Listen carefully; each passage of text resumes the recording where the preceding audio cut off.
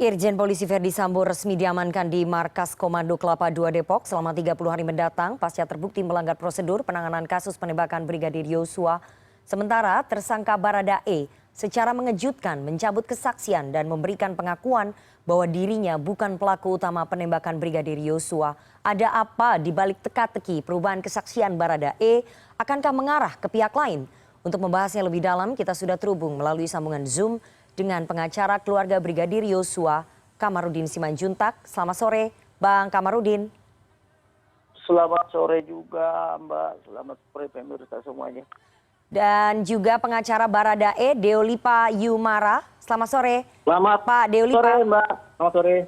Kita masih menunggu bergabungnya Ketua Pelaksana Harian Kompolnas Benny Mamoto. Saya akan ke Pak Kamarudin terlebih dahulu. Pak Kamarudin, bagaimana tim kuasa hukum menanggapi dugaan pelanggaran prosedur pengambilan CCTV yang dilakukan oleh Irjen Verdi Sambo?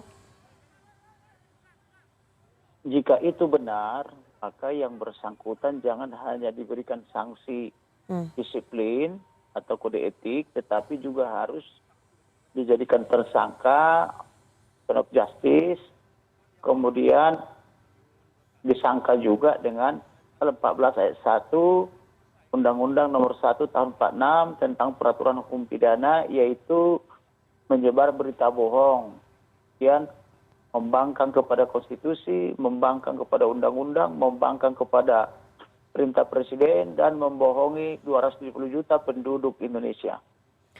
Jadi harus dijerat juga secara pidana, begitu keinginan dari tim kuasa hukum keluarga Brigadir Yosua, Pak Kamarudin?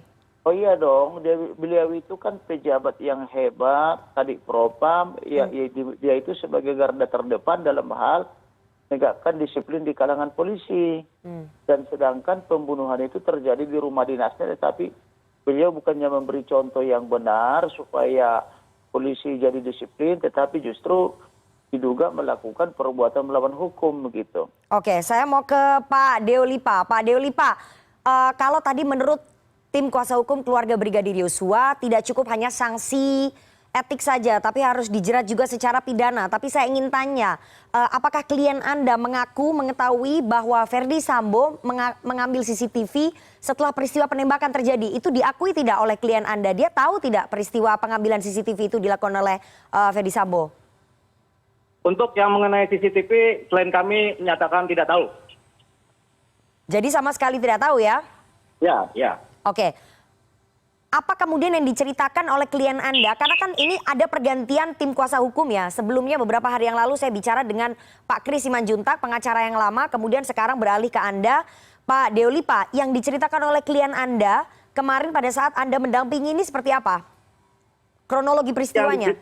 Ya, jadi pertama klien kami menyatakan cerita terdahulu yang dituangkan dalam BAP adalah tidak benar. Karena cerita itu dia bikin di bawah tekanan dari pihak-pihak luar. Tekanan siapa Pak Deolipa?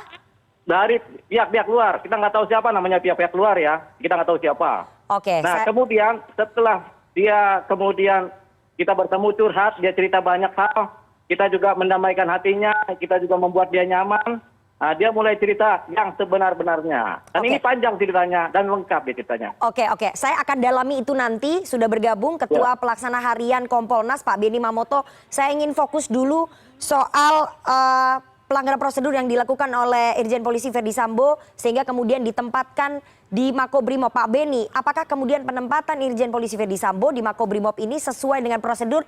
Memang lazimnya seperti itu? Jadi marilah kita baca Perpol dan yang baru diterbitkan 2022 dalam kaitannya dengan kasus Brotoseno. Di sana diatur di pasal 98 tentang penempatan di tempat khusus. Jadi bagi mereka yang proses masalah kode etik, maka bisa ditempatkan di tempat khusus. Itu diatur di aturan di Perpol dan Perkap.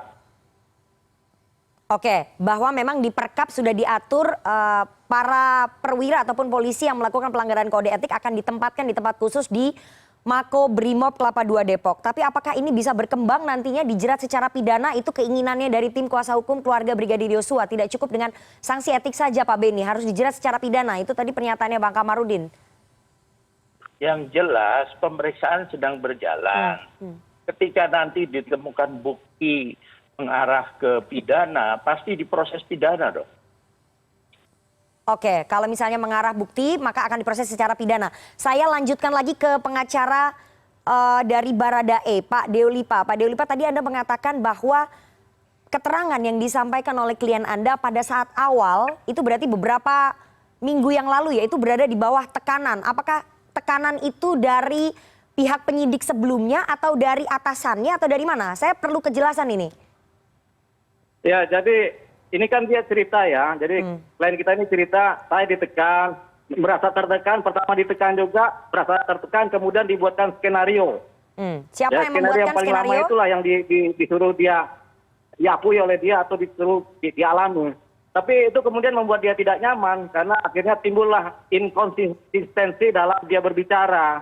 Nah, kemudian kita coba baik-baik kita sampaikan secara hati nurani. Kemudian dia paham dan dia mulai terbuka dan akhirnya dia ceritakan sebenar-benarnya apa yang terjadi. Oke. Semalam itu dia sudah ceritakan semuanya ke kami sebagai kuasa hukum secara informal. Oke. Kemudian cerita ini juga dikuatkan oleh penyidikan dari Barreskrim yang sudah mengarah ke sana. Nah, kemudian dibuatlah BAP lengkapnya terhadap apa yang dia ceritakan semalam itu. Oke, baik. Siapa yang membuatkan skenario dan menyuruh Brigadir, maksud saya Baradae untuk menyampaikan itu? Siapa yang membuat Ya skenario? tentunya karena dia di bawah kendali struktural ya tentunya atasannya lah. Oke, jadi atasannya di mana? Di divisi Propam atau di mana? Di Brimob karena kan dia adalah satuan dia Brimob. Kan di BKO, Pak. Nah, dia kan dalam posisi BKO sebagai ajudannya Kadipropam. Oke, jadi yang menyuruh ataupun membuatkan skenario dan menyuruh Baradae untuk menyampaikan kronologis itu adalah pihak-pihak dari divisi Propam, begitu ya? Ya. Oke, saya ingin tanya ke Pak Kamarudin. Pak Kamarudin, itu tadi pernyataan dari pengacara Baradae bahwa ada skenario yang sengaja dibuat, kemudian diminta agar Baradae menyampaikan skenario itu. Itu tim kuasa hukum keluarga Brigadir Yosua sudah mendeteksi itu sejak awal atau bagaimana? Saya sejak awal, sebelum saya tangani atau sebelum saya menerima kuasa itu, saya sudah tahu semua. Karena roh Tuhan ada pada saya, jadi segala yang saya katakan itu bukan dari saya, tapi dari Tuhan. Itu sebabnya ketika saya tulis di Facebook, polisi tembak polisi, di rumah pejabat utama polisi, mudah-mudahan bukan karena wanitanya polisi. Itu masih ada sampai sekarang. Statement saya. Jadi oleh karena itu, begitu saya lihat mukanya Baradae, saya yakin bukan dia pelakunya. Dan saya yakin juga Ibu Putri itu, dia tidak pernah merasa dilecehkan atau dilecehkan, tetapi yang benar adalah dia tergoncang karena Joshua itu anak kesayangan dia, dibantai atas kepengetahuan dia, tapi dia tidak bisa menolong. Itu yang benar gitu ya. Jadi mengenai apa tadi yang dikatakan siapa itu Kompolnas itu, seolah-olah beliau tidak paham undang-undang, lalu memperhadapkan kepada Perpol. Perpol itu atau Perkap itu adalah di bawah undang-undang. Tidak boleh Perpol atau Perkapolri itu mengalahkan undang-undang, apalagi mengalahkan konstitusi. Jadi yang benar adalah kalau kita belajar Stupon Bioteori atau teori Hans Kelsen, maka konstitusi yang paling Pancasila paling tinggi disebut Guru 6, baru 145, baru undang-undang, baru peraturan presiden, barulah entah di mana itu Perpol itu kan gitu. Jadi karena sudah diatur dalam pasal 88 KUHP, junto pasal 221 mengenai permukatan jahat dan menghalang-halangi penyidikan atau obstruction of justice, maka jangan diperhadapkan lagi dengan Perpol atau Perkap, begitu Mbak cara berpikirnya ya. Oke, saya ingin tanya, selain suara Tuhan tadi yang Anda katakan, dari mana kemudian pembuktiannya bahwa memang yang terjadi bukan seperti kronologi ataupun skenario yang sudah dibuat? Anda keyakinannya dari mana? Karena ini proses hukum, harus suara Tuhan. Alat bukti. Saya tidak bilang suara Tuhan, tapi roh Tuhan ada bersama saya sejak di kandungan ibu saya, makanya saya bisa membongkar kejahatan-kejahatan yang besar. Dan apa yang ada dalam hati nurani itu saya investigasi dan benar semua. Saya sudah menyuguhkan 11 saksi, saya sudah menyuguhkan bukti elektronik, saya sudah memberikan barang bukti untuk disita. Tetapi penyidik kepolisian sama pimpinan kepolisian terus berbohong dengan cara menggali kebohongan, menutup kebohongan. Itu sebabnya saya bilang tidak bisa lagi orang ini dipercaya karena kerjanya berbohong. Maka Presiden Republik Indonesia harus membentuk tim independen. Saya sudah katakan libatkan PPATK juga supaya mengetahui berapa aliran uang kepada Baradae dan atau kepada keluarganya. Makanya ketika saya doktrin itu Nahot Silitonga dan terbukti benar Nahot Silitonga itu orang baik. Nah, kita bersyukur sekarang ada pengacara baru. Saya lihat pengacara baru ini juga ada pengacara yang takut kepada Tuhan begitu. Baik. Saya mau ke Pak Beni. Pak Beni, bagaimana kemudian Anda menanggapi perubahan BAP ini? Jadi Baradae mencabut BAP, kemudian memberikan kesaksian baru. Tadi dalihnya dari pengacara, dari Pak Deo Lipa mengatakan bahwa sebelumnya Baradae ini berada dalam tekanan, ada skenario yang dibuatkan untuk dia dari atasannya, kemudian dia menjalankan skenario itu dan dia tidak merasa nyaman, akhirnya dia merubah kesaksiannya. Ini bagaimana, Pak? Sebentar, ingin menjelaskan. Tadi kan dia ditanya soal penempatan di tempat khusus. Maka saya jelaskan dasar hukumnya penempatan khusus. Kenapa saya jadi diputar balik seperti ini? Bukannya kami nggak tahu urutan perundangan. Karena saya ditanya soal penempatan di tempat khusus, saya jelasin, saya sampaikan dasar hukumnya. Satu, soal perubahan BAP hal yang biasa dalam penyidikan. Saya sudah sampaikan, seperti yang disampaikan oleh Menko Polhukam, adanya adalah psikohierarki, ya atasan bawahan, sama atasan, ya kan, ini harus nurut. Tapi ketika sudah dicabut posisinya dan dimutasi, maka struktural itu sudah hilang. Oke, jadi secara psikologis sudah ada hierarki atasan bawahan. Ya. Itulah kemudian akan muncul pengakuan-pengakuan yang tadinya mungkin di bawah pengaruh, di bawah tekanan, sekarang menjadi bebas. Kalau kemudian berubah itu hal yang biasa, karena akan terungkap bahwa sebelumnya di bawah tekanan. Oke, bahwa perubahan BAP ataupun pencabutan BAP itu adalah hal yang biasa, menjadi tidak biasa karena waktunya sangat lama, Pak. Harusnya kan ini bisa dilakukan mutasi sejak nggak lama. Usah gini, contoh, saya dibully habis gara-gara mengutip pernyataan dari Kapolres Jakarta Selatan. Saya cek ke sana, ada kendala, ada tanggalan, ada. Ya itu yang saya ucapkan. Oke. Akhirnya saya dibully habis. Oke, Pak Beni, yang ingin saya tanyakan sebetulnya ini kan tidak perlu berlarut-larut kalau mutasi itu diberlakukan lebih cepat kemarin ya Pak ya, sehingga menghilangkan psikohierarki ataupun struktur dalam suatu penanganan perkara begitu ya. Nah, dengan terlambatnya dilakukan mutasi dan psikohierarki ini kemudian berlangsung agak lama begitu ya, menjadi semua terlambat gak sih Pak Beni? Ya semua ingin cepat. Saya pun ingin cepat. Kita pun terganggu tugas utama kita.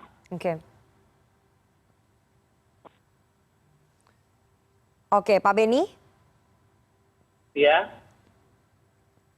Saya tidak begitu mendengar suara Anda ya, tampaknya ada kendala komunikasi. Saya mau ke Pak Deo Lipa lagi. Pak Deo Lipa, kembali ke kesaksian klien Anda yang baru saja disampaikan begitu. Yang ingin kami tanyakan, pada saat diberikan kesaksian oleh penyidik begitu ya, pada saat memberikan kesaksian kepada penyidik kabarnya klien Anda ini tidak didampingi oleh tim kuasa hukum pada hari Jumat ini. Karena kami menanyakan kepada tim kuasa hukum sebelumnya, mereka tidak mendampingi Baradae. Jadi begini Mbak, kesaksiannya dari Baradae ini kan sudah berjalan beberapa waktu lalu kan. Dalam kumulatif kesaksian dibuatlah BAP tentunya didampingi oleh pengacara. Tentunya Barreskrim atau penyidik tidak berani mem-BAP Baradae tanpa didampingi pengacara. Jadi tidak benar itu. Kalau tidak didampingi pengacara, makanya kami datang cepat supaya apa? Ada pendampingan terhadap penyidikan atau BAP baru dari Baradae. Makanya ketika kami datang segera kita siapkan semuanya, langsung setelah semuanya rapi kita BAP. Kami dampingi. Oke, baik. Jadi dibantah ya bahwa ada pengacara ataupun tim kuasa hukum yang mendampingi Baradae pada saat mencabut BAP yang lama dan memberikan kesaksian yang baru. Saya ingin gali nanti lebih dalam soal apa kesaksian baru dari Baradae. Tapi kita harus jeda terlebih dahulu. Bapak-bapak jangan kemana-mana, tetap bersama kami di CNN Indonesia Newsroom.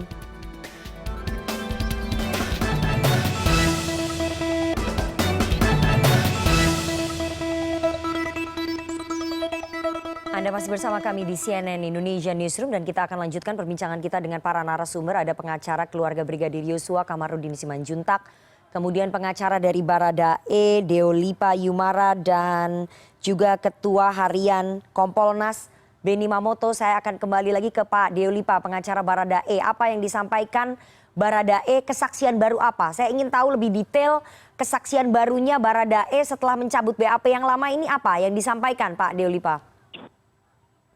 Ya, yang disampaikan oleh Baradae adalah pertama, kesaksian sebelumnya adalah tidak benar. Yang kedua, dia memberikan kesaksian baru yang menurut pandangan kami adalah apa adanya dan benar. Sehingga semua bukti-bukti dan saksi-saksi mulai mengalami kecocokan. Oke, kesaksian yang sebelumnya adalah tidak benar. Jadi kesaksian baru ini apa isinya? Apakah betul bahwa Baradae mengatakan saya bukan pelaku utama?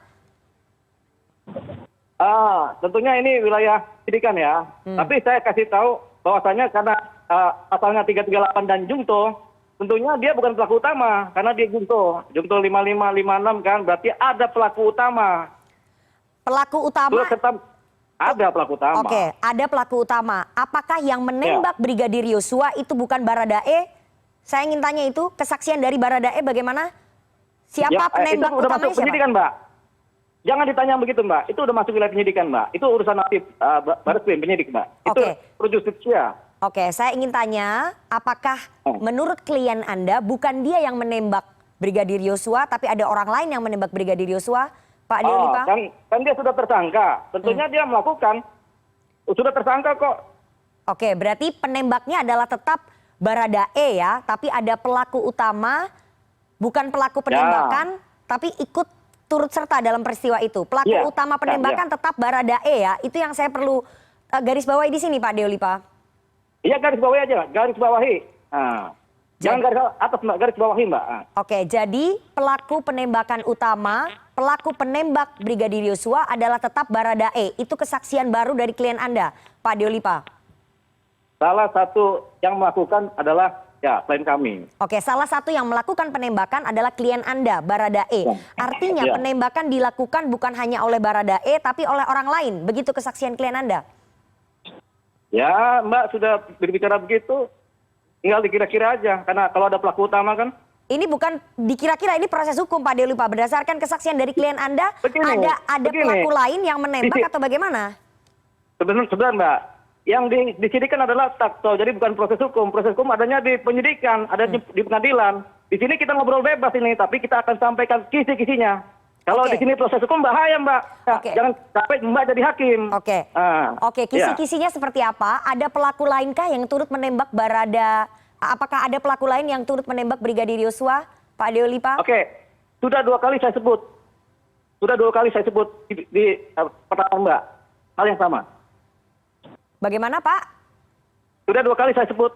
Kan Mbak udah nanya 2 kali. Mau ditanya 3 kali hal yang sama, sudah 2 kali saya sebut. Oke, tadi sudah Anda sampaikan begitu ya. Dan kabarnya Baradae sudah mengungkapkan nama-nama yang turut terlibat dalam kasus penembakan. Sudah. Ya. Siapa saja, apakah termasuk ajudan yang berinisial R, K, B? Tidak saya jawab. Oke, tapi termasuk dalam ajudan dari Irjen Polisi Verdi Sambo? Tidak saya jawab. Oke, pengajuan sebagai justice collaborator, kenapa baru diajukan sekarang, Pak Deolipa? Kenapa tidak dari pertama? Karena dia baru mengaku sekarang juga, baru kemarin baru mengaku semua yang benar kan. Kami juga pengacara paham, kalau dia mengaku semua yang benar, tentunya kita juga perlu juga melindungi beliau. Namanya saksi kunci. Oke, Pak Kamarudin, saya ingin minta tanggapan Anda bagaimana tim kuasa hukum keluarga Brigadir Yosua. Tanggapan saya kepada rekan saya, advokat pembela Baradae, buka aja seterang-terangnya, biar Tuhan memberkati hidup saudara, demikian juga hidupnya Baradae. Saya sudah tahu pelakunya kok, artinya sudah kita berikan kepada penyidik juga. Jadi ini kan sudah mempermainkan perasaan 270 juta penduduk. Menurut saya, tidak apa-apa dibuka karena memang penyidik kita juga tidak jujur. Jadi kalau penyidiknya dapat dipercaya dan jujur, boleh-boleh saja kita menyimpan rahasia itu hanya memberikan kepada penyidik. Tapi karena penyidik tidak jujur, malah mereka menjadi pelaku pasal 221 KUHP pidana, junto pasal 88 KUHP, junto pasal 14 ayat 1 Undang-Undang Nomor 1 Tahun 46, maka baiknya kita buka kepada publik sesuai amanat konstitusi, amanat Undang-Undang mengenai transparansi informasi publik, dan juga amanat Presiden. Jadi tidak salah apabila kita buka. Saran saya, apalagi kalau sedang mengajukan justice kolaborator, buka aja. Dan saya berjanji akan ikut melindungi Baradae dari gangguan manapun, dan saya akan perjuangkan untuk itu. Karena saya begitu melihat mukanya Baradae, saya yakin bukan dia pelakunya, dia di bawah perintah dan dia diduga diberi uang atau keluarganya. Makanya saya minta libatkan PPATK. Sama dengan rekan Nahot Silitonga yang sebelumnya. Begitu saya doktrin dia malam hari itu, kamu jangan mau membela orang yang berdusta, tapi kalau dia berterus terang bela, maka saya dukung gitu loh. Nah, coba selidiki nih, saya paparkan malam hari itu apa yang harus diselidiki. Ternyata besoknya dia mengundurkan diri, artinya apa yang saya katakan itu benar gitu loh. Kalau kalian analisa apa ya, semua yang saya katakan sejak awal, semua mengikuti apa yang saya katakan itu. Karena kenapa? Itu tidak saya katakan sendiri.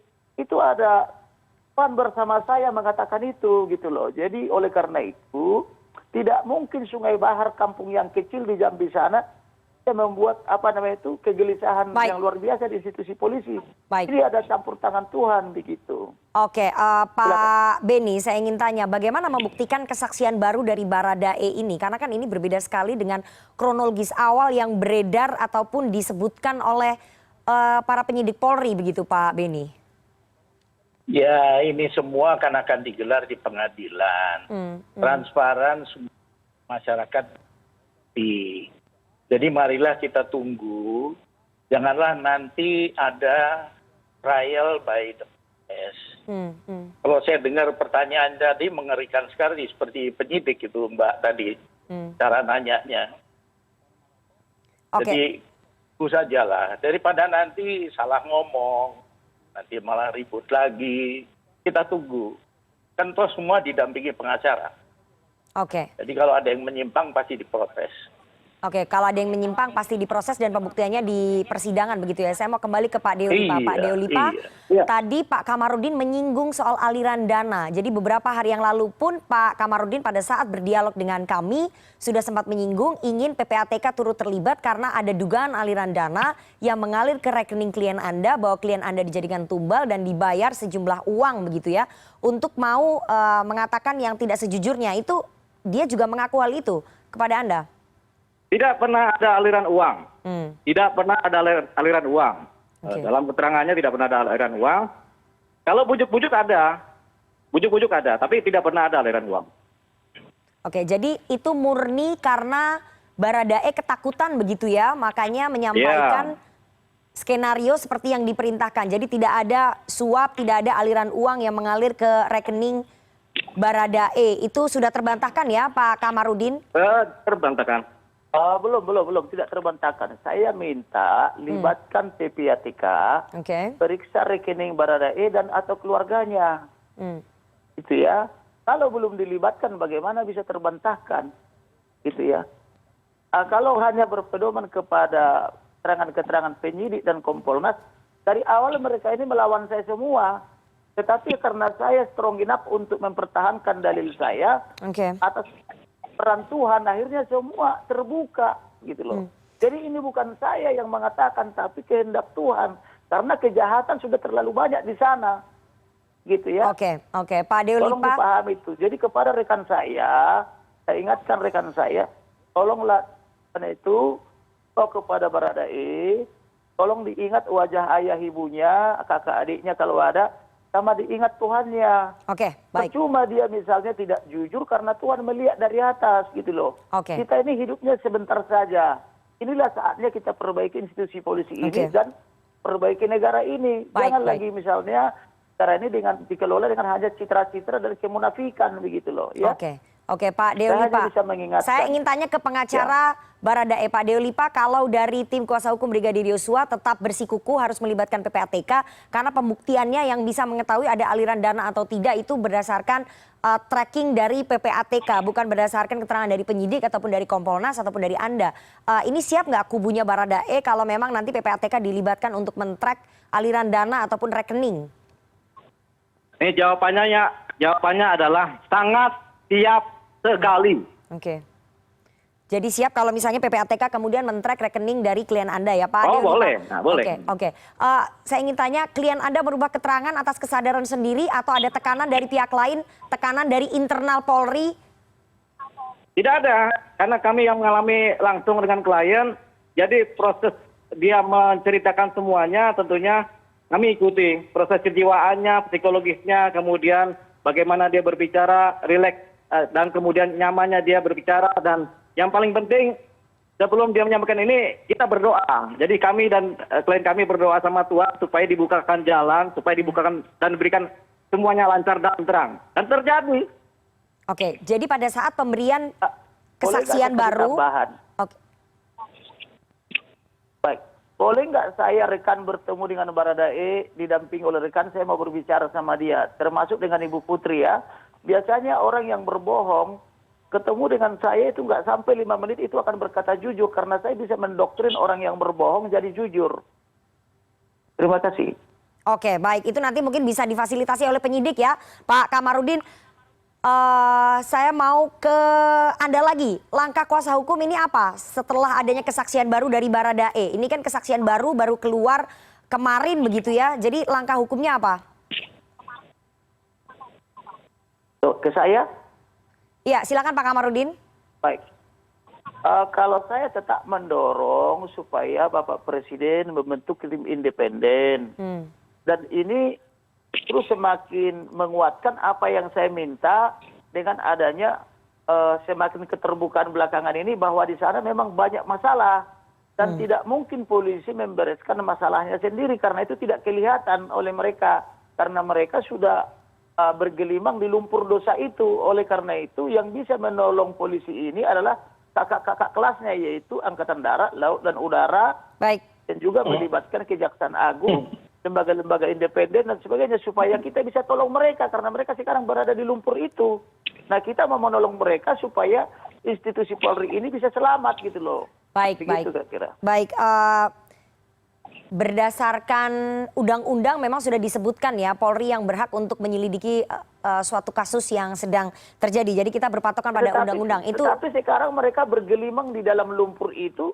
Bagaimana orang yang terjebak di dalam lumpur bisa menyelamatkan dirinya? Maka oleh karena itu harus ada kesediaan kepala negara untuk menolong. Mau nggak negara menyelamatkan institusi Polri ini demi negara Indonesia, demi bangsa dan rakyat Indonesia? Kalau tidak mau, tidak apa-apa. Tapi saya hanya bisa mengusulkan supaya institusi Polri ini kita selamatkan, kan begitu. Mau nggak selamatkan ini? Kalau mau, Bapak Presiden kasih atensi. Karena ini cuma kasus kecil, banyak kasus besar di sana, Balilut, yang tidak selesai-selesai. Baik, baik. Ya. Kita tunggu nanti bagaimana Presiden menanggapi permintaan dari Pak Kamarudin. Apakah kemudian bisa dikabulkan atau tidak? Sekali lagi itu ada di tangan Presiden, bukan di tangan kita. Bisa dibuatkan perpu. Nanti saya bantu membuatkan perpunya. Satu malam selesai, saya bikin janji saya. Oke, saya mau ke Kompolnas, Pak Beni. Saya ingin tanya ya, pembuktian suatu kasus tidak bisa berdasarkan keterangan pelaku saja.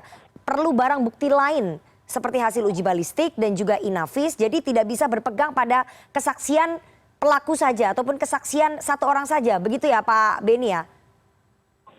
Iya, perlu saya sampaikan bahwa tidak semua polisi seperti yang disampaikan Pak Kamarudin. Oke. Terlalu sadis kalau ngecap seperti itu.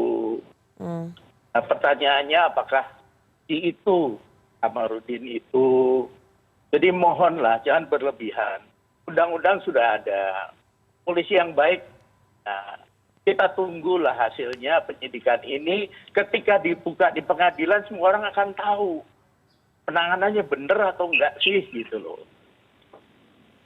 Jadi untuk pembuktian sementara jalan kita tunggulah, sabarlah. Oke, tapi karena kita sedang bekerja keras, teman-teman dari tim khusus yang malam bekerja, dan progresnya kita ikuti bersama lah. baik, baik. Sekali lagi pembuktiannya adalah proses hukum di pengadilan. Mbak. Oke, saya mau ke Pak Beni dulu sekali lagi. Sebentar Pak Kamarudin. Sebentar. Pak Beni, sebentar ya Pak Beni. Tolong cek surat saya tahun ini ada berapa banyak surat saya ke Kompolnas. Pertama, silakan Bapak datang ke Kompolnas, saya layani Pak. maksa orang makan tai di Datang Baris saya Krim Polri. layani. Waktu Kompolnas tidak ada selesaikan. Saya surati Kompolnas mengenai Saya tunggu, Pak. orang Saya yang tunggu di mengelola kantor. 300 triliun. Saya Oke. layani. Ada selesai, tak ada surat Kompolnas. Jadi harus layani, berapa saya banyak lagi layani. contoh. Ada surat 1 lembar Saya langsung fotokopi lah. 4 tahun tidak tuntas Langsung. di Baik, Baris baik, Krim baik. Polri. Kita Oleh fokus ke karena apa yang kita karena diskusikan begitu pada banyaknya masalah hari di ini. Polri, kita harus selamatkan institusi Polri. Baik, baik. Pak Kamarudin, Tujuan kita saya fokus menyelamatkan apa yang gitu loh, sedang ya. kita diskusikan pada sore hari ini adalah kasus Lagi fokus penembakan ini lagi Brigadir fokus Yosua. menyelamatkan institusi Polri. Kita lagi fokus menyelamatkan institusi Polri. Justru karena lebih banyak yang baik di polisi, tapi Baik. dikuasai oleh yang tidak baik. Yang tidak baiknya ini mau kita singkirkan gitu loh, ya. Baik, baik. Sekali Itu, lagi, Bapak. nanti pembuktiannya adalah proses yang adil di pengadilan. Kita akan terlihat nanti faktanya seperti apa. Apakah opini-opini dan juga asumsi yang berkembang itu bisa dibuktikan nanti di pengadilan atau justru dipatahkan. Sekali lagi, proses hukum dan juga pengadilan yang akan membuktikan seperti apa. Terima kasih sekali para narasumber yang sudah bergabung pada sore hari ini. Ada Ketua Harian Kompolnas, Irjen Polisi Purnawirawan Beni Mamoto, kemudian ada Deolipa Yumara, pengacara Baradae, dan juga Kamarudin Simanjuntak, pengacara keluarga Brigadir Yosua. Sehat selalu dan selamat sore Bapak-bapak. Terima kasih sudah bergabung. Selamat Amin, selamat sore. Terima kasih.